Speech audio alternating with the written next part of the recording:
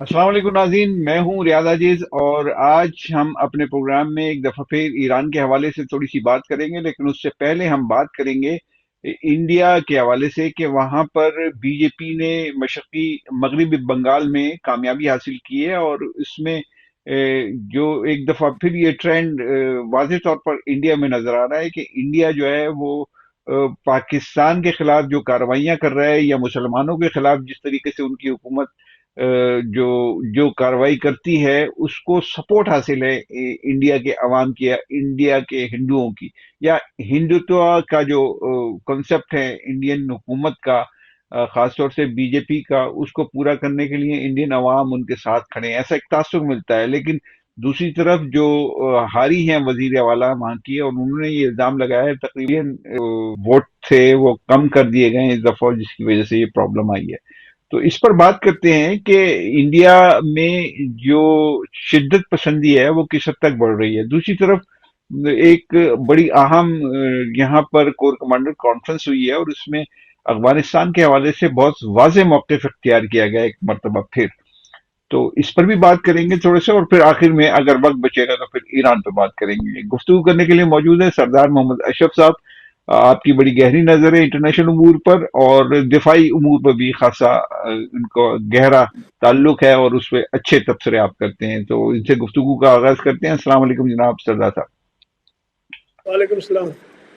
सरदार साहब, क्या लगता है आपको कि ये जो सूरत हाल है ये कहाँ बढ़ रही है, खासतौर से इंडिया में अगर हम बात करें तो वहां पे क्या बीजेपी मजबूत हो रही है? लेकिन तासुर ये मिल रहा था कि सिंदूर की नाकामी के बाद और इंडिया को जबरदस्त शिकस्त के बाद लोगों ने फिर डिफरेंट अंदाज से सोचना शुरू कर दिया है इंडिया के लोगों को कि ये किस तरह का आदमी हम पे मुसलत हो गया है। लेकिन अब फिर अगर वो जीत रहा है तो इसमें हुकूमत की मशीनरी का कमाल है कि वाकई पॉपुलैरिटी है मोदी की या उसकी जमात की।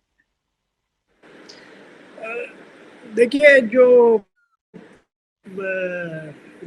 भारतीय जनता पार्टी है, उसकी जो टोटल फिलॉसफी है या उसका जो टोटल जो पॉलिटिकल स्ट्रगल है, वो हिंदुत्व की बुनियाद पे है। यानी उसमें कोई जर्रा बराबर भी कोई शक और शुबे की बात नहीं है। एक तो ये बात है। दूसरी बात ये है कि जो वो जो दूसरी जो इम्पोर्टेंट बात है, जो अभी वेस्ट बंगाल के इलेक्शन में सामने आई है और दूसरे इलेक्शन में भी सामने आई है। ये अलग बात है कि वो जो तामिल एरिया है, उसमें जो आदमी जीता है वो एक्टर है और उसकी काफ़ी सपोर्ट है। तो लेकिन उसका वो नॉन रिलीजियस आदमी है। यानी किसी उसने कहा मैं मुसलमानों को, मैं हिंदुओं को, मैं क्रिश्चियंस को, वो खुद भी क्रिश्चियन है। तो वो एक आदमी जो जीता है और बड़ी भारी अक्सरियत लेके जीता है, वो ना इन दोनों बड़ी पार्टियों में से नहीं है, किसी पॉलिटिकल इतिहाद से भी नहीं है। दोनों इनकम जो जो वेस्ट बंगाल में जो इन्होंने कारकर्दगी की है, उसमें 3 फैक्टर हैं। एक तो ये कि तकरीबन 80 लाख जो वोटर थे उनको डी लिस्ट करके उनको ख़त्म कर दिया गया, और उनकी मदद जो है न सिर्फ इलेक्शन कमीशन ने कोई मदद नहीं की, बल्कि इलेक्शन कमीशन ने तो एक्चुअली उनके नाम काटे, और सुप्रीम कोर्ट में भी वो लोग गए तो उनकी जो है कोई सुनवाई नहीं हुई। दो तो तीसरी और चौथी बात है वो ये है कि बीजेपी ने वेस्ट बंगाल को इस दफ़ा बाहर सूरत कैप्चर करना था, और इसके लिए उन्होंने वो तमाम टैक्टिक्स इस्तेमाल की हैं जो पाकिस्तान में हम लोग अक्सर और बेशतर सुनते रहते हैं कि जी वो बैलेटिंग में चक्कर हो गया तो फलाना हो। तो ये सारी चीज़ें वहाँ वेस्ट बंगाल में हुई हैं। तो इस इसका लिहाज से मतलब तो इसका एक इसका लिहाज से मतलब ये ये हो गया बात तो सरदार हम साहब, बात करें इसका इसका मतलब ये हो गया हैं? कि इस जीत में हुकूमती मशीनरी ने काम दिखाया है, पॉपुलैरिटी पीछे रह गई है कहीं। उन्होंने उसकी आप देखें कि उन्होंने जो हुकूमत की मशीनरी, इलेक्शन मशीनरी थी, उसमें से सिर्फ चपरासी जो है वो लोकल था। यानी जो पट्टे वाला था یا چپراسی تھا یا جو چائے پلانے والا تھا وہ لوکل تھا. باقی انہوں نے سارے جو ہے وہ فیڈرل گورنمنٹ سے لوگوں کو لا کے لگایا تھا. اور اس کے نتیجے بات صحیح کہتے 15 سال سے وہ جو ہے وہ جو ممتا بنرجی ہیں وہ رول کر رہی تھی. کچھ چیزیں اس کے اندر بھی انکمبنسی فیکٹر آیا ہوگا جس سے کچھ نہ کچھ اس کی انپاپولیرٹی ہوئی ہوگی. لیکن وہ اس وقت جو الیکشن یہ لوگ بی جے پی والے جیتے ہیں یہ it's a multi dimensional rigging ہے جس کو سارا ابھی دیکھیں نا. ممتا بنرجی دوسرے پولیٹیکل لیڈرز کے ساتھ بیٹھ کے اسٹرگل نہیں کر رہی تھی. وہ سوچتی ہے میں بنگال میں بیٹھی ہوں کوئی فرق, لیکن اب یہ اکٹھے ہو جائیں گے میرے خیال سے. لیکن سوال یہ پیدا جو آپ نے کیا ہے کہ جو ان کا ہندوتا کا جو نعرہ ہے یا جو ان کا ہندوتا کا جو الیکشن موٹو ہے وہ تو کامیاب دکھ رہا ہے. اور اسی لیے اس میں جو ایسٹ بنگال میں ویسٹ بنگال میں جو الیکشن کے بعد جو رزلٹ آئے وہ سارے کے سارے انہوں نے کہا جی ادھر تو مسلمان تھے, انہوں نے 99% جو مسلمان تھے انہوں نے تو ممتا کو ووٹ دیا ہے اور ہم نے تو سب یہ چیز وہ لے کے گئے ہیں بنگال میں. اور یہ نہ صرف وہاں لے کے گئے سارے ہندوستان بھارت میں یہ چیز ہے موجود. اچھا اس میں ایک اور فیکٹر ہے وہ یہ کہ جیسی یہ جیت کی خبر آئی کہ بی جے پی جیت گئی ہے تو وہاں پرتشدد واقعات مسلمانوں کے خلاف خاص طور سے ہوئے ہیں. تو اس کے پیچھے کیا جو مطلب سوچ ہے ہندوؤں کی یا بی جے پی کی وہ کیا آپ کو نظر آتی ہے؟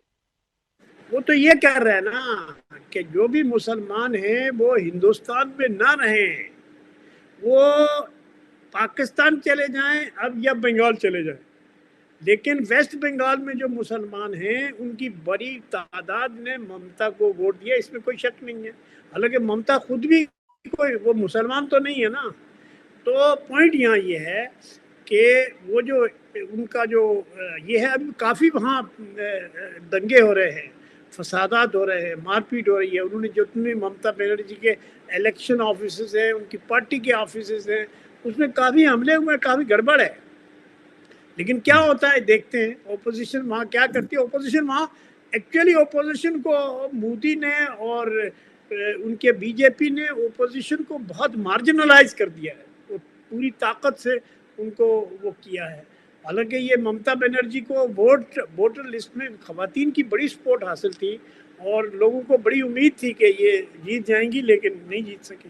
اچھا یہ بات جو تھی ماضی میں کہی جاتی تھی کہ انڈیا کا الیکشن کمیشن جو ہے وہ بہت آزاد ہے اور وہ بہت فیئر اینڈ فری الیکشن ہوتے ہیں, تو اس طرح کی کیونکہ یہ دوسرا واقعہ ہے, اس سے پہلے بھی جو ابھی ماضی قریب میں الیکشن ہوئے جب بھی اس طرح کی شکایت آئیں اور اب بھی اس طرح بہار کی میں ہوئے, شکایت ہے بہار میں اس سے پہلے جو الیکشن ہوئے.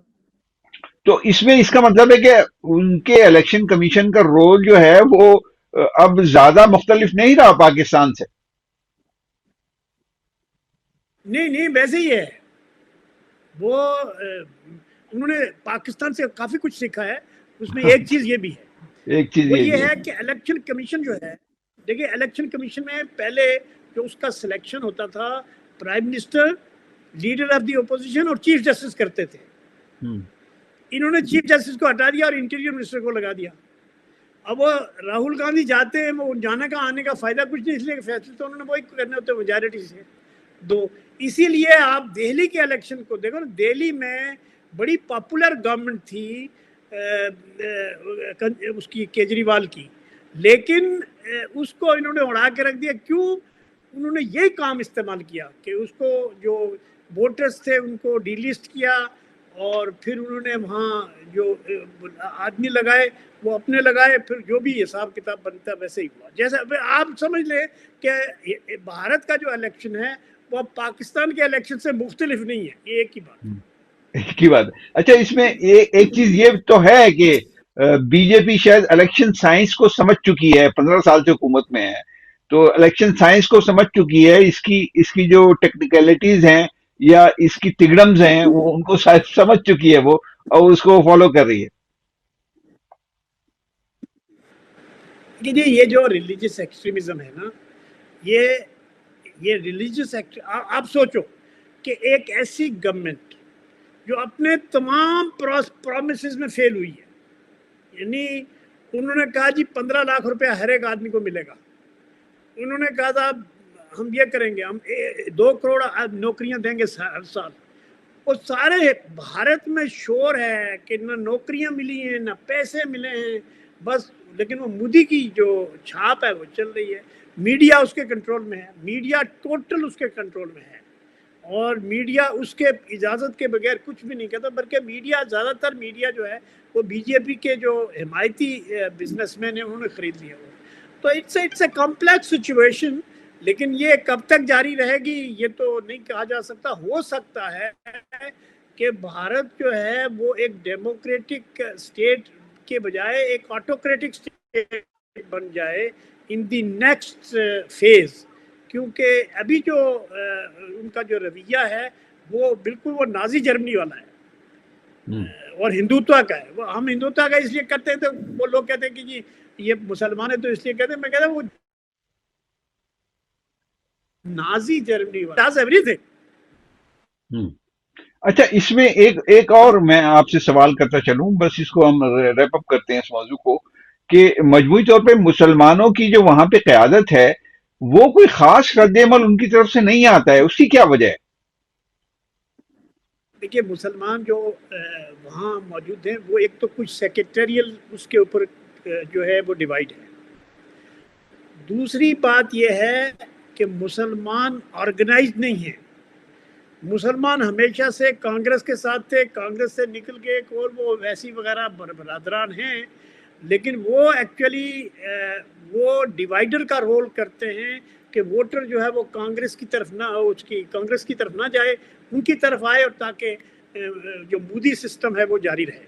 تو ایک طرح سے وہ ویسی لوگوں کی جو پالیسی ہے.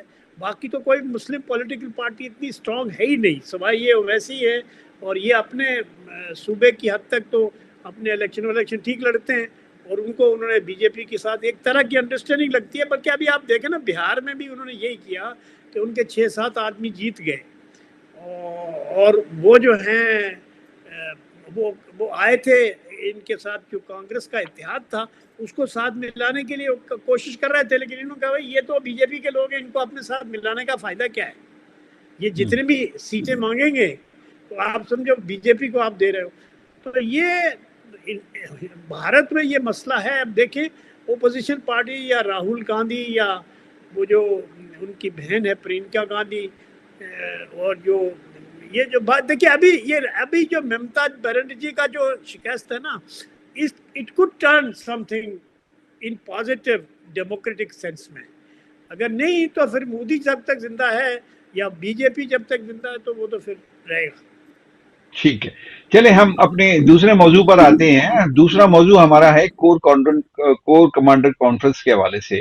یہ بڑا واضح پیغام ایک کور کمانڈر کانفرنس میں دیا گیا افغانستان کو، اور ان بٹوین وہ ایک پیغام انڈیا کے لیے بھی ہے. تو اس کانفرنس کو آپ کس طرح دیکھ رہے ہیں؟ اور یہ کانفرنس جو ہے اس کے اصل مقاصد، کیونکہ ظاہر ہے کہ یہ تو ہوتی ہے روٹین کی ایک کانفرنس، لیکن اس میں میسیجنگ جو کی جاتی ہے وہ بڑی معنی خیز ہوتی ہے. تو اس وقت جو ہے جی جی پہلی دفعہ پاکستان نے لداخ کے اوپر بات کی ہے، کیونکہ ابھی انڈین جو انٹیریئر منسٹر ہے اس نے لداخ کا دورہ کیا اور اس میں کچھ تحصیلیں بنائی ہیں، نئی تحصیلیں بنائی ہیں. حالانکہ آلریڈی وہ لداخ کو جو ہے وہ کر چکے ہیں، لیکن پاکستان کا لداخ کے بارے میں یہ آواز اٹھانا یہ پہلی دفعہ ہے، اس سے پہلے کبھی ہوا نہیں. تو اب اس دفعہ پاکستان نے، تو اس کے معنی یہ ہے کہ پورے جموں کشمیر کے اوپر لداخ سمیت پاکستان اپنے آپ کو گیئر اپ کر رہا ہے کہ بھئی اس کے سلسلے میں جو بھی اسٹریٹجک فیصلے ہوں گے چائنا کے ساتھ مل کے یا بغیر چائنا کے ساتھ مل کے ہی ہوں گے، کیونکہ بغیر چائنا کے ہم کچھ زیادہ وہاں افیکٹو نہیں ہو سکتے. تو اس لیے وہ چیز اپنی جگہ موجود ہے. دوسری یہ بات ہے کہ پاکستان جو ہے وہ اپنی مسل پاور کو، جو لاسٹ ایئر میں مئی جون میں جو سندور کا جو واقعہ ہوا ہے اس کے بعد جو ایک خاص طرح کا کمپلیکس تھا پاکستانی ملٹری فورسز کو یا پاکستان کے لوگوں کو کہ جی ہندوستان بہت طاقتور ہے اور ہم اس کا مقابلہ نہیں کر سکتے. لیکن ابھی یہ بات ثابت ہو گئی کہ ہندوستان کی جو دفاعی یا اس کی ملٹری پاور ہے وہ اتنی اسٹرانگ نہیں ہے. تو ابھی انہوں نے لداخ پہ بھی بات کی ہے اور جموں کشمیر پہ بھی بات کی ہے. تو بھارت کو جو ہے وہ اس نے چونکہ پانیوں کا جھگڑا شروع کیا ہوا ہے تو ایک الٹیمیٹلی میرے خیال سے ہونا تو یہ چاہیے کہ بھارت کا اور پاکستان کی لڑائی کے بجائے ان کو اپنے اکنامک کوآپریشن کی طرف جانا چاہیے. پولیٹیکل مسئلوں کو حل کر بعد میں کر لیں, ابھی فی الحال تو یہ کریں. لیکن یہ ڈیپینڈ کرتا ہے کہ دونوں ملکوں کی لیڈرشپ کس طرح سے موو کرتی ہے. لیکن یہ بات طے لیکن ہے کہ جو انڈیا بڑے پانی کی جنگ تو چھیڑ دی ہے نا انڈیا نے. اب وہ اس نے پانی کی سپلائی روک دی ہے. جو پاکستان کو پانی کا جتنا حق تھا یا پاکستان کو جو اس کے اندر پانی کی ایلوکیشن ہے اس کے مطابق تو وہ پانی نہیں دے رہا ہے انڈیا پاکستان کو. نہیں وہ ابھی جو دیکھیے ابھی انڈیا کچھ خاص نہیں کر سکتا لیکن کچھ ڈیم بنانے کی کوشش کر رہا ہے. ان کا ڈیم جو بنانے کی رفتار ہے وہ کافی تیز ہے. جو بھی ڈیم وہ بنا رہے ہیں ان دریاؤں پہ, جن دریاؤں کے اوپر کا پانی پاکستان آتا ہے تو اس کے ڈیم وہ بنا رہے ہیں. لیکن اس میں ایک اور انڈیا کے لیے مشکل ہے کہ اوپر جو ان کے جو باقی جو وہ دریا آتے ہیں وہ اوپر سے آتے ہیں لداخ سے یا وہ چائنیز کنٹرول میں ہے. تو وہ اگر یہ کریں گے تو چائنا کے ساتھ ہوگا تو وہ اتنا. لیکن بہرحال دیکھیے جو معاہدہ ہے پاکستان اور بھارت کے درمیان جو پانی کا معاہدہ ہے وہ ورلڈ بینک اس کا گارنٹر ہے. اور ابھی یہ لوگ انٹرنیشنل اس میں بھی گئے ہیں تو وہاں ان کو کامیابی تو ہوئی ہے. لیکن بہرحال بھارت ایک بڑا ملک ہے اور اس کی جو ایگریسو پالیسی ہے پاکستان کے خلاف وہ تو بہت آبویس ہے. اوکے اور اب چونکہ یہ پاکستان کا ایک نیا روپ سامنے آیا ہے کہ پاکستان جو ہے وہ نیا سوئٹزرلینڈ بننے جا رہا ہے ایز اے پولیٹیکل تھنگ, تو وہ ان کے لیے تھوڑا کافی ہے. لیکن ابھی ان کو دے آر ان پاور میرے خیال سے. اچھا میں تھوڑا سا کور کمانڈر کانفرنس کے حوالے سے بات کر لوں. سر یہ بتائیے آپ کہ ایک بڑا واضح پیغام افغانستان کی رجیم کو دیا گیا ہے اور یہ کہا گیا ہے کہ آپ مطلب اپنے حدود میں رہیے, اس سے باہر نہ نکلیے. اور پاکستان خاص طور سے یہ ایمفسائز کرتا رہا ہے, ماضی میں بھی کرتا رہا ہے اور اب بھی کر رہا ہے کہ جو انڈین پراکسی ہے یعنی افغانی جو ہیں وہ انڈین پراکسی کے طور پہ کام کر رہے ہیں, وہ پراکسی اب کسی طریقے سے رکنی چاہیے. تو اس کو کس نظر سے آپ دیکھ رہے ہیں؟ نہیں یہ جو طالبان ہے نا یہ جو بھی ہیں یہ ان کی جو پاکستان کے خلاف ان کے دلوں میں کدورت ہے, جو نفرت ہے اور جو وہ دیکھیں نا آپ سوچئے کہ پاکستان کے خلاف وہ ہر ایک سے ملنے کے لیے تیار ہے. اگر پاکستان کے خلاف ان کو دنیا کے کسی کونے میں بھی کوئی طاقت نظر آتی ہے تو یہ اس کے پاس فوراً پہنچ جاتے ہیں. یہ رشیا پہ گئے ہیں, یہ کوشش تو چائنا کر رہا ہے کہ ان کے ساتھ بات چیت ہو کے کچھ وہ کر رہے ہیں.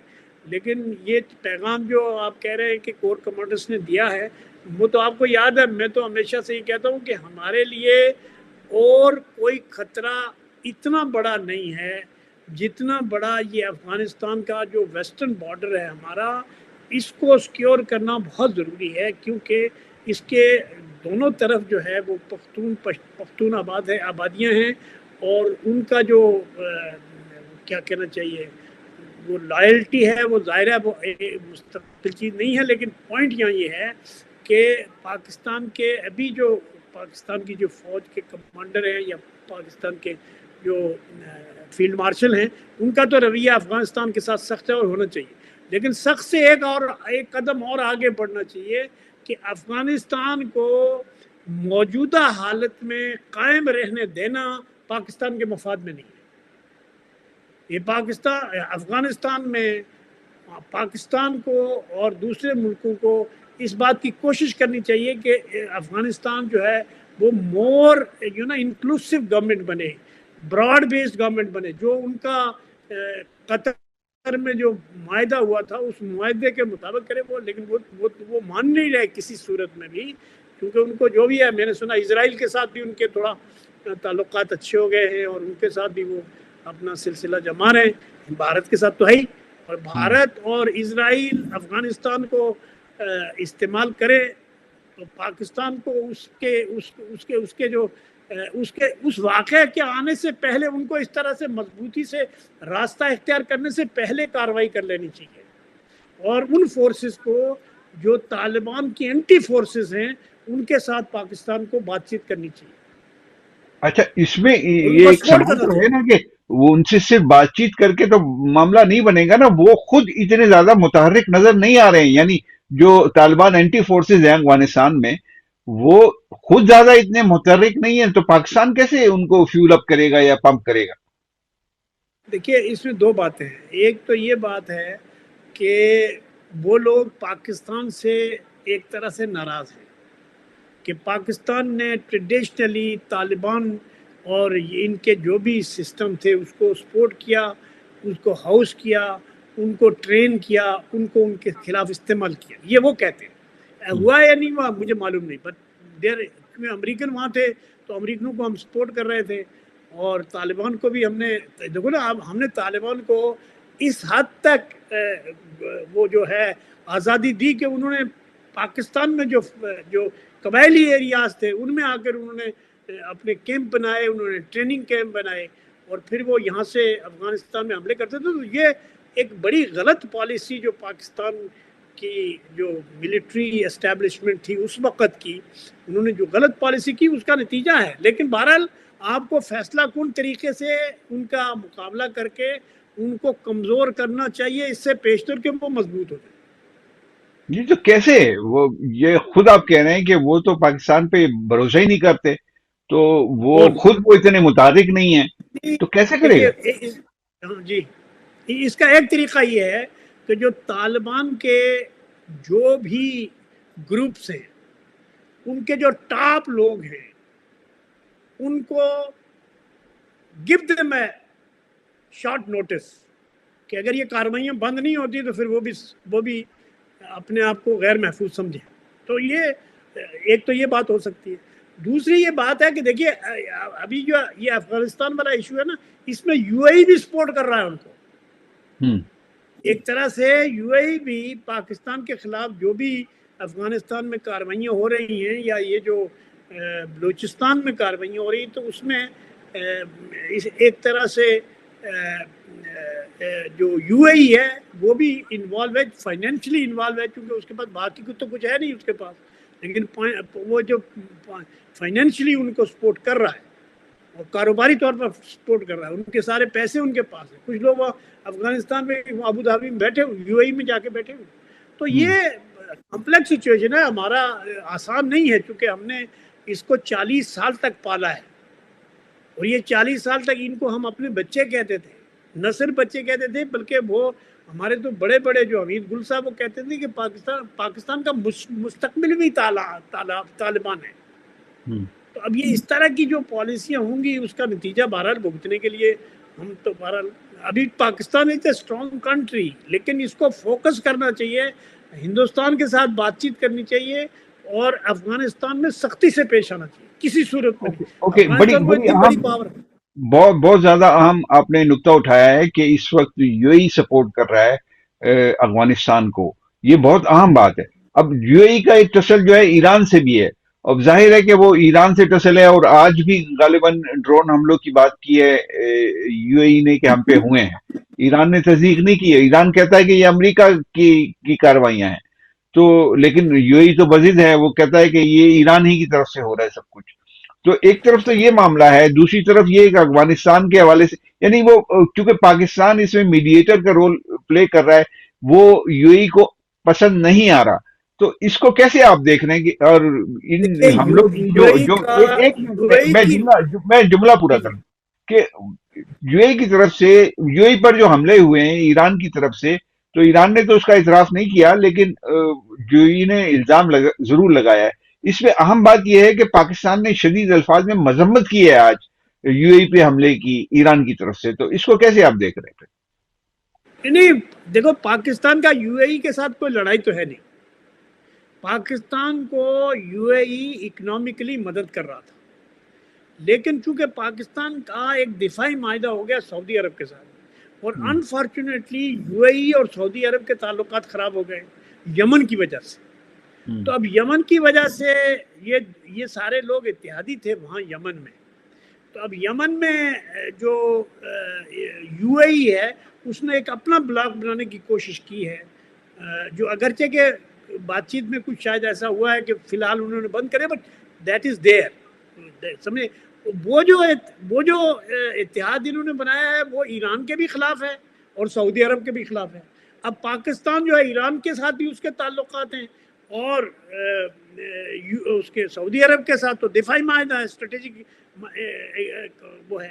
تو اب وہ جو صورت ہے وہ تو ہے تو صحیح, کیونکہ یو اے ای جو ہے میرا سوال یہ ہے, وقت ختم ہو رہا ہے ہمارا. سوال میرا یہ ہے کہ یو اے ای کی ظاہر ہے وہ حملے کا الزام لگا رہا ہے, ایران اس کو مان نہیں رہا, وہ کہہ رہا ہے یہ الزام ہے, یہ سارا کام امریکہ کر رہا ہے.